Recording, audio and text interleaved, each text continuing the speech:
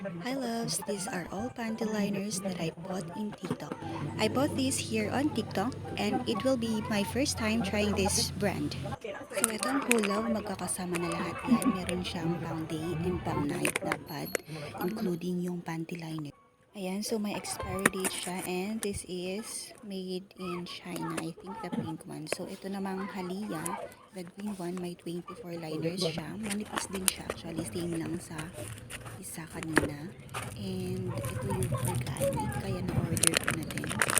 Hoping na maging hiyang ko siya kasi yung mga ibang brands dati na nakikita sa atin is nangangati talaga down here. So, I did this one and sana maging konti ako dito. Ayan, so ito yung mga pang napkin ng mga full love. Ayan, ito yung pang night ata. And then the other one, the pink one, and yun yung pang day. Ayan, so ipapakita ko sa inyo yung inside. Ayan, so manipis lang talaga siya.